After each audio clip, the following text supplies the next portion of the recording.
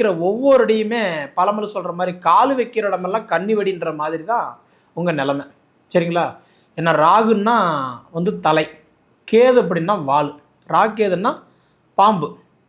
அப்போ ராகுன்றவர் வந்து உங்கள் ராசியிலே உட்காந்துருக்கிறதுனால பொதுவாக எதை தொட்டாலுமே கொஞ்சம் குழப்பத்தில் தான் முடியுது. அதனால் எனக்கு தெரிஞ்சு, ஆனால் நீங்கள் வந்து இந்த ராகேதுக்கு முக்கியத்துவம் கொடுத்து கேட்டிருக்க மாட்டீங்க. ஏன்னா உங்களுக்கு வந்து இந்த 7.5 சனியா, அது ஒன்று போதும், 7.5 சனி அது முடிஞ்சால் தான் நல்லாயிருக்கும் அப்படின்ற மாதிரி நீங்கள் எடுத்துக்குவீங்க. ஆனால் அது மட்டும் இல்லை, மெயினாக உங்களுக்கு வந்து இந்த ராகேதுமே உங்களுக்கு ஒரு பிரச்சனை தான். அப்போ இந்த ராகேது வந்து எப்போ பயிற்சியாகிறாருன்னா, கார்த்திகை 21 வந்து ராகு வந்து பார்க்கும்போது கும்பத்திலிருந்து மகரத்துக்கு பயிற்சியாகிறார்.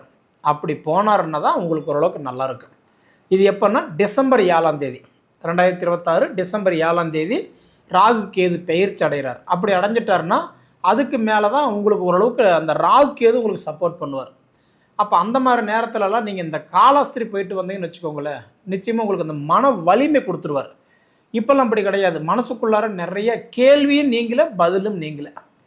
அதாவது என்ன பேர் சொல்கிறது போ அப்படின்ற மாதிரி குழப்பம். அதனால் எனக்கு தெரிஞ்சு சனி பகவான் வக்ரம் அடையும் போது நல்லது கொடுக்குறாரு.